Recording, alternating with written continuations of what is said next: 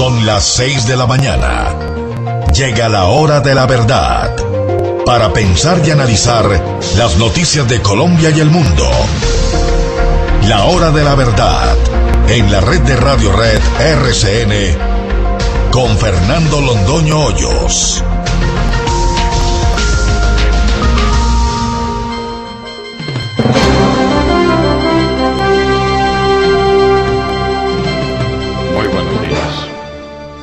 Son las 6 de la mañana de este lunes 25 de enero de 2016.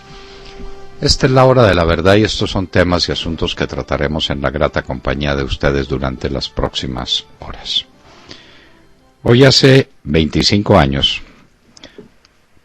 el socio o el gran socio del M-19, Pablo Escobar, asesinó de la manera más cobarde y brutal a Diana Turbay.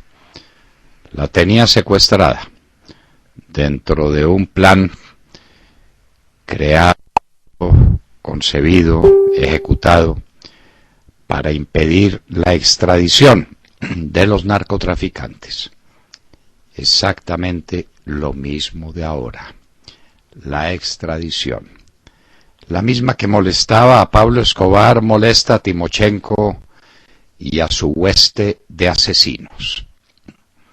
Y por los mismos motivos mandan matar. Como han mandado matar a José Félix Laforí, presidente de la Federación de Ganaderos. Por supuesto, siguiendo sus bien conocidas rutas de escape, han dicho que no, que son los amigotes de José Félix. De manera que la cosa está clara. Lo mandan matar, lo expresan en un comunicado en el que lo declaran objetivo militar, todo con el propósito de silenciarlo. Ante esas amenazas, muchos colombianos han preferido el exilio, irse del país, o el silencio, que es otra forma de exilio, irse de la vida. Como José Félix Laforí ha dicho que sigue dando la cara, con la cara al sol, para responder por lo que está haciendo en defensa de los ganaderos y en defensa de la República y en contra de este proceso de paz que consiste en la entrega a las FARC de todo el país. Ya le dicen que quienes lo van a matar son sus amigotes. La vieja estrategia, exactamente la misma que en mi caso, y el mismo procedimiento. El gobierno declara enemigos de la paz a los que no coincidimos con sus puntos de vista. Luego las FARC nos asesina o trata de asesinarnos, e inmediatamente, como reacción que dura un segundo, el portavoz de las FARC, el general Óscar Naranjo, y el amigo de las FARC, el presidente Santos, decían que quienes habían tratado de asesinarnos eran los de la extrema derecha, los paramilitares. Es el mismo procedimiento. Lo de José Félix Laforí hay que tomarlo perfectamente en serio. La Federación de Ganaderos es uno de los poquísimos gremios del país que han conservado su independencia, que están cumpliendo su deber, que no se le han entregado al gobierno del presidente Santos. Y ese es un delito de lesa patria para Enriquito Santos y para sus amigos. Así pues, se van perfilando quiénes han sido los blancos estratégicos de este gobierno. Tenemos que encabezar la lista porque fuimos los primeros en el tiempo cuando nos pusieron la bomba ese 15 de mayo del año 12. El procurador Alejandro Ordóñez Baldonado, le recomendamos un excelente reportaje que le ha concedido a María Isabel Rueda. Excelente reportaje. ¿Por qué lo quiere sacar del camino Juan Manuel Santos? Ya le han hecho también algunos atentados a bala, pero ahora es utilizando otra arma letal, el Consejo de Estado. Andrés Felipe Arias, candidato que iba a ser a la presidencia de la República, la renovación de la política colombiana, había que sacrificarlo y lo sacrificaron con la más infame de las sentencias que se han dictado en Colombia en muchísimo tiempo. Luego Luis Alfredo Ramos, otro candidato a la presidencia de la República, en el momento en que iba a presentar su nombre, entonces también sale la Corte, lo mete a la cárcel, todo por instrucciones y con la dirección del Gobierno Nacional.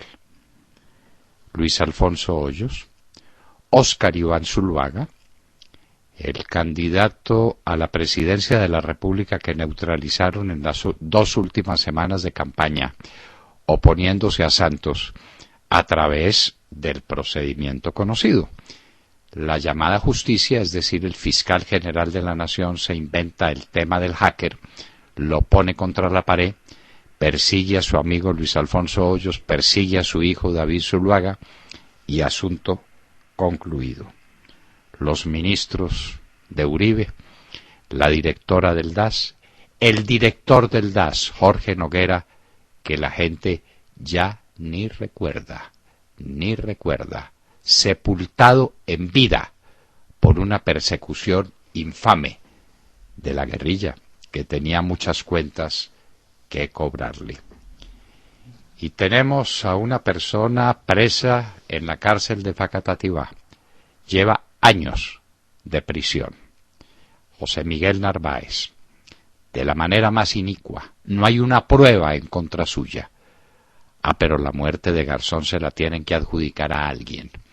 Y para eso son los testigos falsos. Y para eso son las persecuciones infames. La salida del general Ramírez de la Policía Nacional. Ahí tratan de adobar eso y contando que si Vicky Dávila. No, hay una sola razón. Y es que le abrieron el espacio al general Naranjo para que se quede definitivamente con la policía y para que ponga en marcha su programa de los gendarmes. Gendarmes de la policía que en parte serán guerrilleros de las FARC. El general Naranjo ganó la partida, la perdió el general Ramírez, la suerte está echada. Con el general Ramírez, la partida la perdió Colombia y quedamos en manos de las FARC. No hay gobierno en España. Su Majestad el Rey Felipe VI sigue intentando el acercamiento entre los partidos. No es posible. El presidente Rajoy, que tiene la mayoría, no puede conformar gobierno. Las izquierdas tampoco. Nadie. Lo que espera España son nuevas elecciones o la anarquía. No hay emergencia económica en Venezuela. La Asamblea Nacional se negó a darle más poderes a Maduro, que ya los tiene todos, y los ha venido acumulando desde hace más de 15 años. Y ahora sale Maduro con el cinismo propio de estos movimientos comunistas, diciendo que la culpa del desastre económico de Venezuela lo tiene la Asamblea Nacional porque no le da las facultades con las que él salvaría a Venezuela.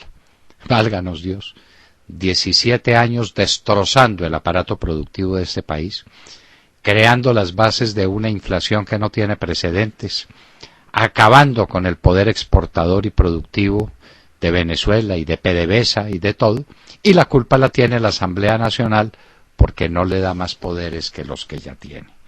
El cinismo comunista no tiene límites. Si no, piensen en los que están en La Habana. Levantado paro judicial, los centros de servicio judicial quedaron por lo menos pospuestos. Llegó la plata de Isagen. ¿A dónde? Nadie sabe.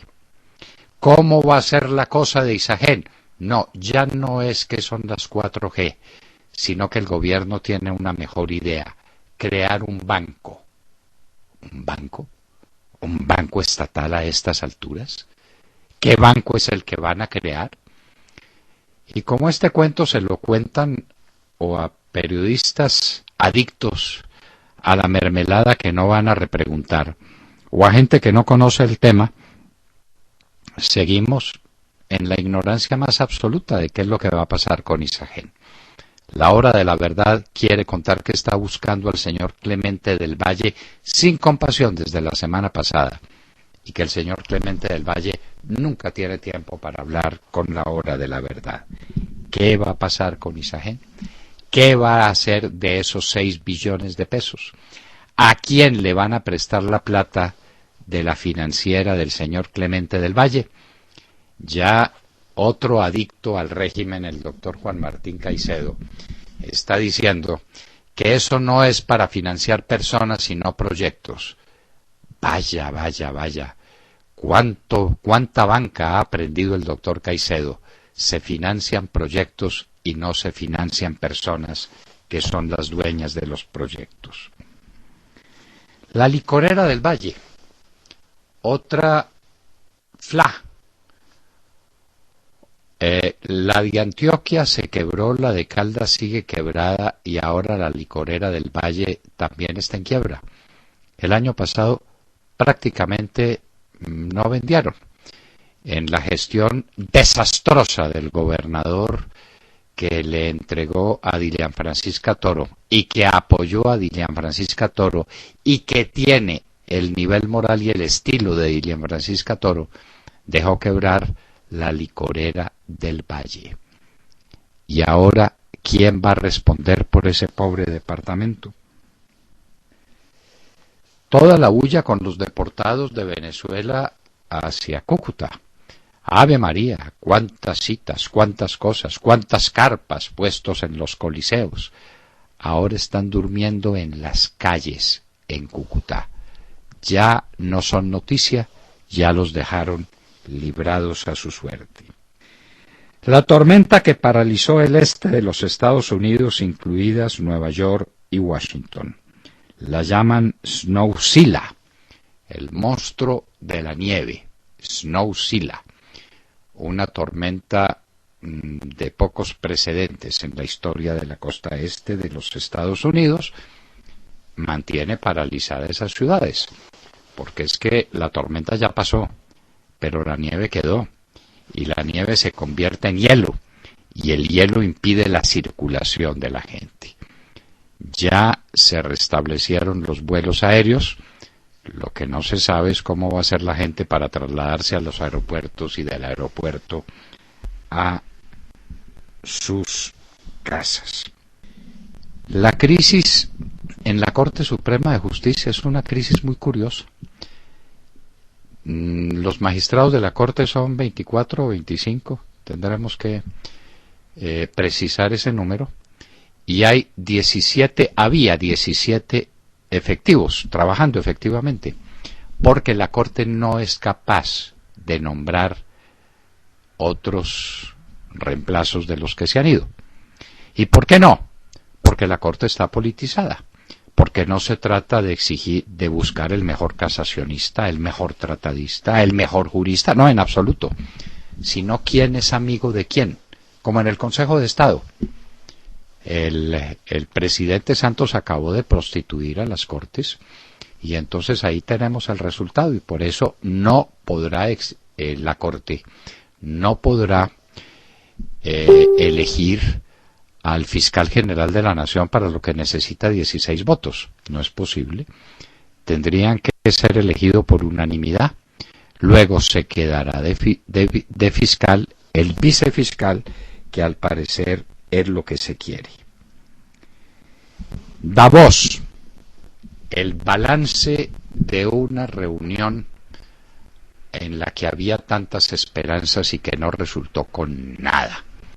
Terminaron hablando de lo que no era y no hablaron de la crisis financiera, del crecimiento económico del momento, de los precios del petróleo, de la situación de China. Nada dijo Davos que valiera la pena. ¿Cómo sería que ni siquiera hablaron del ministro Cárdenas? Bueno, los de Davos salieron con un chorro de babas.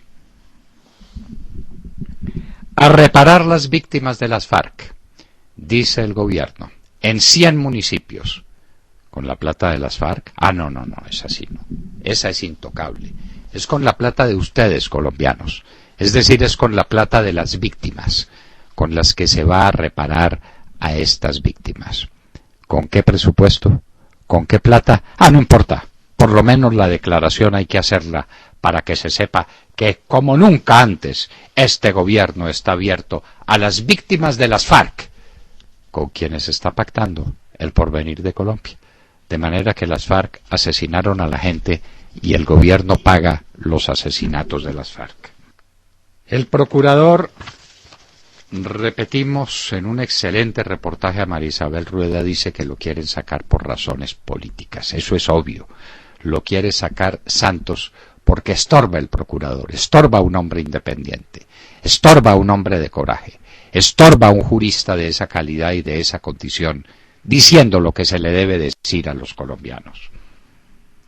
En los Estados Unidos, Bloomberg contempla la posibilidad de lanzarse a la presidencia, el exalcalde de Nueva York. ¿Y saben qué nos parece una buena idea? Es que cuando republicanos y demócratas elijan a Hillary Clinton y a Trump, los norteamericanos no van a tener palo de dónde ahorcarse. No se sabe cuál de las dos alternativas sería peor. Bloomberg, en una candidatura independiente, sería una excelente oportunidad para él y para los Estados Unidos.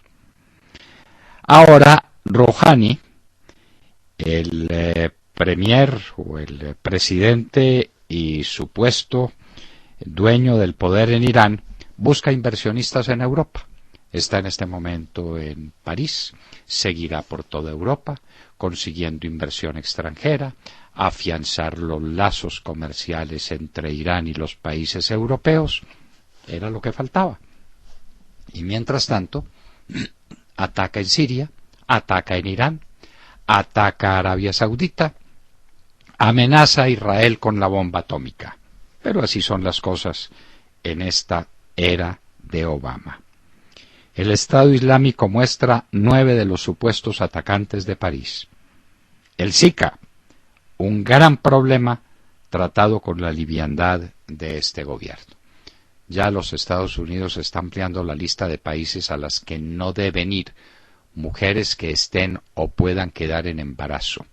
El Zika es un problema mayúsculo, tratado con la liviandad, la ineptitud, la ineficiencia con que este gobierno y su ministro de Salud tratan los grandes problemas de la salud colombiana. Y en Hoy en la Historia, año 41 de nuestra era, por supuesto, Claudio es elegido emperador, después de un tirano resentido como Tiberio, de un loco como Calígula, llega uno peor, manejado por su terrible esposa, por Mesalina. De todo esto y de mucho más hablaremos con ustedes en las próximas horas en la Hora de la Verdad. Muy buenos días a todos. Bueno, la reparación que el gobierno colombiano está diseñando para las víctimas que dejan 50 años de conflicto no solo no tiene antecedentes, excepto quizás el caso de Alemania con los judíos, que es un país muy rico, hay que decirlo, sino que en el caso de Colombia se van a necesitar ingentes recursos para un país que no vive su momento más boyante económicamente hablando. Nada se ha dicho de los capitales billonarios de las FARC, que producto de la extorsión, del narcotráfico, de la minería ilegal, del secuestro, en fin, no acabaría, ¿no?, con todas las actividades ilegales que hacen las FARC. Todo ese dinero es internacionalmente reconocido. Hasta la revista Forbes habló de esos capitales. En cambio, el gobierno insiste en que serán los colombianos los que asumirán el costo de una reparación que es tan grande que resulta difícil de calcular. Para empezar, proponen 100 municipios a lo largo del país en donde no solo se identificarán a las víctimas de las FARC, sino que será posiblemente en esos municipios donde quizás se concentrará la guerrilla. Una opción que suena bastante loca y que muchos interpretan como una entrega de esos territorios a las FARC. Lo reparan y después les envían la guerrilla. Los municipios que priorizarán están ubicados en los departamentos de Antioquia, Cesar, Chocó, Norte de Santander, Caquetá, Huila, Putumayo, Cauca y Bolívar, es decir, todo el país. Y lo que se pretende es que las comunidades estén reparadas antes de implementarse el tan cacareado posconflicto. Y para eso, precisamente, el gobierno inició una gira a 12 departamentos que muchos, yo me incluyo, muchos vemos como una campaña por el plebiscito. En definitiva, es todo un reto para un gobierno que lo apostó todo a una paz que muchos sectores interpretan como una entrega del país a las FARC. Pregunto, ¿qué hay detrás de todos estos movimientos que parecen fríamente calculados, pero que no convencen? Montserrat, usted tenía la sospecha y lo dijo, de que esa gira del presidente con sus ministros era para hacer proselitismo por el sí al plebiscito. Pues quítese la sospecha, porque el presidente Santos lo dijo. Él, como es lenguaraz y como es irresponsable verbal y como no le cobran sus palabras, puede decir lo que se le venga en gana. Y lo dijo, me parece que en el Putumayo. Aquí estoy iniciando la campaña por el sí al plebiscito. Y no tiene vergüenza, no tiene pena. Horror. Mientras tanto, y por desgracia, la oposición, la larguísima oposición a esa locura del plebiscito, no se manifiesta y no dice cómo va a actuar y estamos en nada, Responsabilidad del Centro Democrático, claro que la tiene. Responsabilidad de los otros partidos y de los otros movimientos que no quieren darle un cheque en blanco a un tirano, a un dictador, con su socio, y su socio es nada menos que las FARC. ¿Cómo le parece? Hoy estamos recordando con mucho dolor la sociedad de Pablo Escobar con el M-19, ¿no? Una sociedad que era bastante antigua, bastante conocida. Por ahí están las fotos de Pablo Escobar y de los directivos del M-19 montando cocaína en un avión en Nicaragua. Y después, en la aventura trágica del Palacio de Justicia, ahí quedó sellado también ese acuerdo. Pues bien, ahora las FARC están asociadas con el gobierno de Santos. Pues en eso estamos. Y entonces a indemnizar víctimas en 100 municipios. Ya eso hay que cogerla al vuelo. Eso tiene sentido.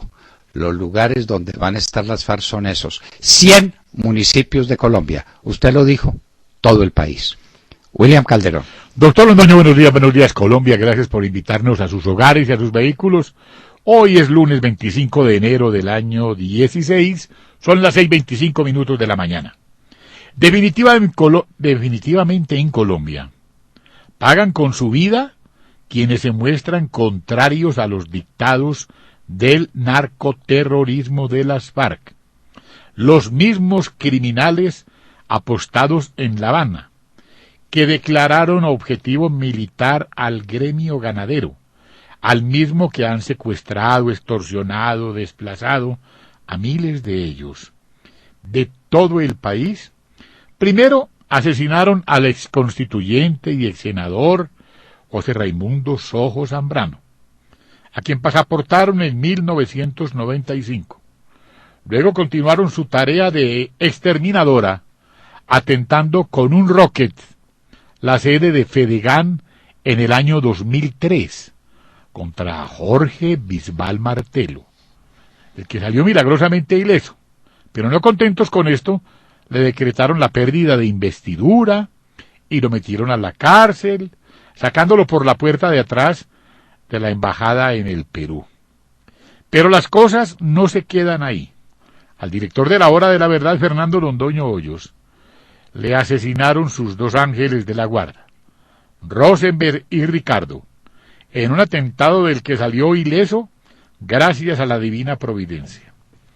Recordemos que fueron los mismos criminales quienes le enviaron una cartabomba al periodista Plinio Apuleyo. Lo mismo hicieron con el actual vicepresidente Germán Vargas Lleras. Recordemos también que a la periodista Claudia Gurizati la desterraron del país por cuenta de Romaña hoy en La Habana. Doctor Londoño, y los testigos, estamos vivos. Todo por la paz, diría Juanpa. Bueno, y ahora declaran objetivo militar a José Félix Laforí. En esa persecución contra los ganaderos usted tiene una terna, que es una terna de ases, ¿no? Sí, no es señor. cualquier cosa. El doctor Sojo Zambrano, uno de los grandes colombianos, que fue ¿cuántos años? Presidente de FENALCO también y presidente de FEDEGAN. Un hombre maravilloso. Luego el doctor Bisbal Martelo, que escapó con vida de puro milagro. Y ahora José Félix Laforí, a quien sentencian de muerte. Y basta ver el documento detestable que está circulando y que vamos a poner en nuestra página de internet para que usted lo consulte, para que se dé cuenta que esa es la literatura y ese es el estilo de ellos. Que ahora dicen que no, que ellos no van a matar a Laforí, que le tenga cuidado a sus amigotes. Es decir que ya tienen también la misma explicación de Naranjo y de Santos. ¿Con usted? Al atentado en mi contra, claro. Sí. Fue la extrema derecha. Una vez fueron a visitarme Plinio Apuleyo Mendoza, Enrique Santos, Enrique Santos, ay Dios mío, ay Dios me libre, Enrique Gómez Hurtado, Plinio Apuleyo Mendoza, Belisario Betancur. Y había un tercero, Belisario no estaba con ellos y les dije, pues ustedes deben ser mis asesinos. Porque como están diciendo que es la extrema derecha y a ustedes los bautizaron de extrema derecha. ¿Ahí estaba Juan Mesa o qué? Ahí estaba Juan Mesa, vino con el presidente Santos. Sí. Vino con el presidente Santos, Juan Mesa y otros funcionarios de Palacio que resultaron ser todos, haber sido mis alumnos en la Javeriana.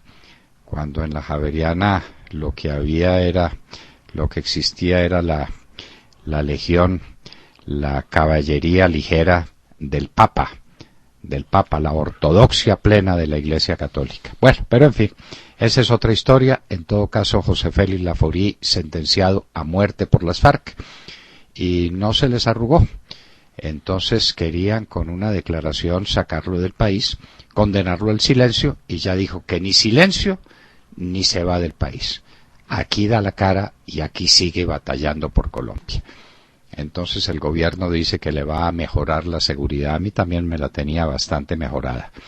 De manera que estemos atentos. Esto es con mermelada y con bala. Cada uno claro, que escoja lo que le parezca. Ángela Mariana. Doctor Londoño, muy buenos días y muy buenos días a todos los oyentes. Y bueno, la noticia internacional del día de hoy está relacionada con las tensiones políticas en Venezuela, tensiones que continúan, luego de que la Asamblea Nacional, bajo control de la oposición, rechazara el viernes el decreto de emergencia económica presentado por el presidente Nicolás Maduro. El presidente del Congreso, Henry Ramos Alup, anunció que después de un intenso debate de 4 horas, la mayoría opositora desaprobó el decreto que fue propuesto la semana pasada por Maduro para poder hacer frente a la fuerte crisis económica del vecino país. Y el mandatario Nicolás Maduro no dudó en reaccionar y acusó a la oposición de actuar de espaldas al país y de preferir el camino del show, de la confrontación estéril.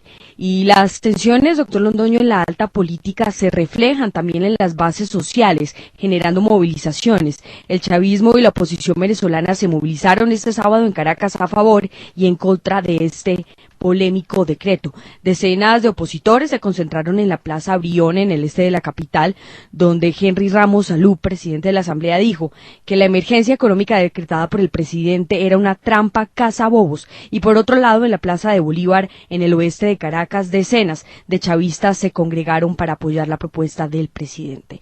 Y en medio de la tensión política, doctor Londoño, vale la pena recordar cuál es el contexto económico del país vecino y por qué surge este decreto. Y es que entre enero y septiembre del 2015 Venezuela registró una inflación anualizada del 141% y su economía retrocedió 4.5% en el PIB. El malestar social crece en la vista de la escasez de 2 2/3 de los productos básicos, que obliga a los venezolanos a hacer largas filas diariamente en los supermercados. Y la crisis en el país, con las mayores reservas petroleras del mundo, que obtiene el 96% de sus divisas del crudo, se agravó por la caída en picada de los precios del petróleo, ante lo cual Venezuela propuso una reunión extraordinaria de la OPEP. Y esta es la situación económica, doctor Londoño, del país vecino y las tensiones políticas que continúan. Y eso es lo que le pasa a cualquier país que se entregue al comunismo. Hoy en Las Dos Orillas hay un artículo de mi autoría refiriéndome precisamente a eso, a lo que el socialismo deja tras de sí. Ludwig von Mises, el grande escritor en temas económicos y políticos, tiene otro libro maravilloso que se llama La acción humana. Escribió un libro sobre el socialismo donde agotó el tema, pero esto no es un libro teórico, esto es simplemente una visión práctica, pragmática, de lo que ha ocurrido en Sudamérica, los países que se entregaron al comunismo. ¿Qué le pasó al Brasil? ¿Qué le pasó a la Argentina? ¿Qué le pasó al Ecuador? ¿Qué le pasó a Venezuela? ¿Y qué le va a pasar a Colombia, que está sentenciada? Lo de la paz es un cuento. Para donde vamos es para montarnos el sistema comunista por el que suspiró de jovencito Enrique Santos Calderón y por el que suspiran todos los amigos de las FARC. Todos son procomunistas.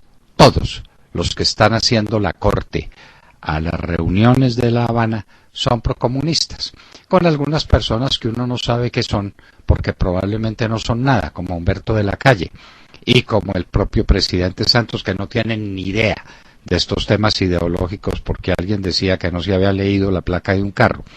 Entonces, pues no se le puede pedir que sepa qué cosa es el socialismo, dónde nace, cómo se nutre, qué es lo que propone, pero su hermano sí lo sabe, y sí nos lleva para allá, al mismo desastre.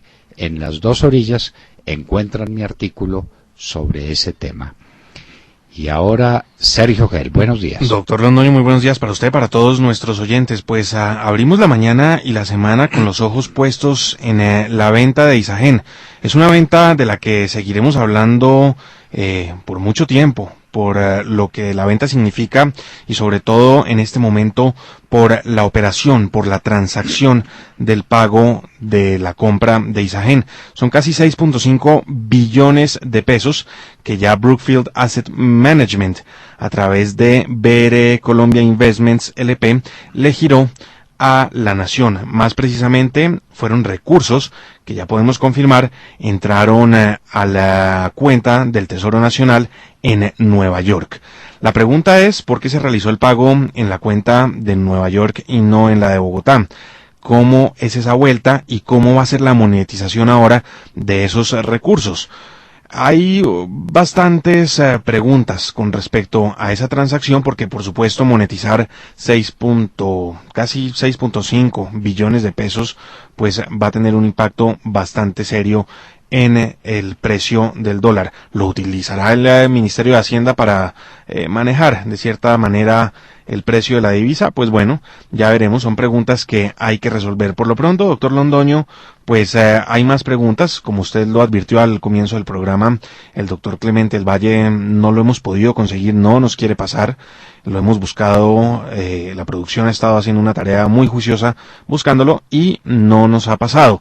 Las preguntas que tenemos para el doctor del Valle es cómo se van a manejar ahora esos recursos una vez pasen de la Tesorería Nacional a la Financiera de Desarrollo Nacional, desde donde se van a manejar los recursos en teoría para las 4G.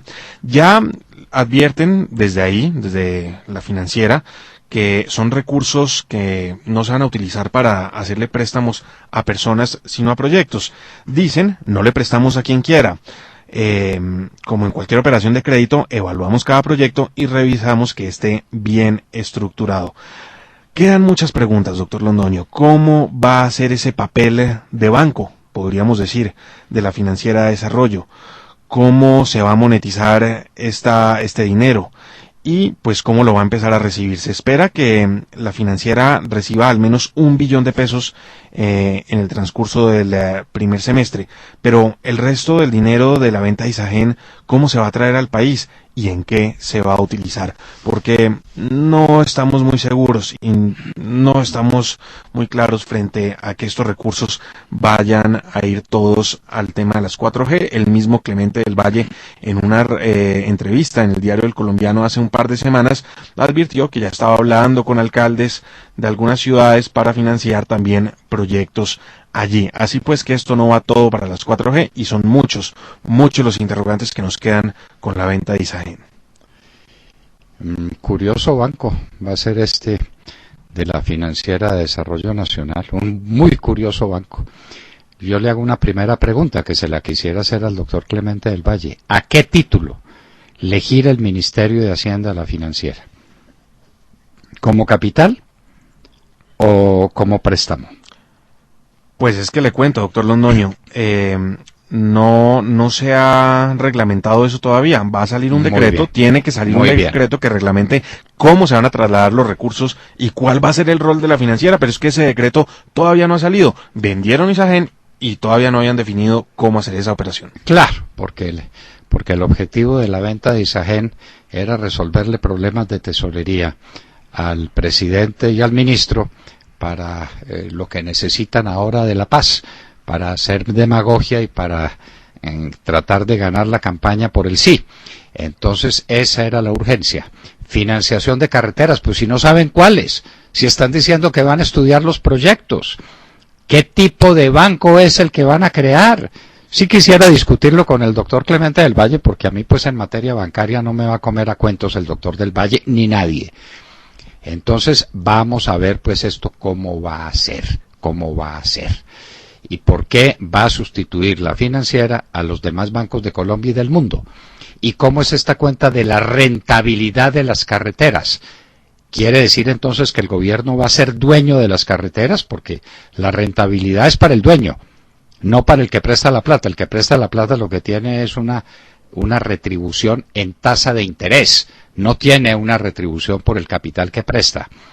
El banquero no es socio del prestatario en absoluto, simplemente le presta con unas garantías para que el otro le pague, y le pague con una tasa de interés. En todo caso, pues, todo eso está por ver. Lo de Isagen, un negocio más oscuro que nunca.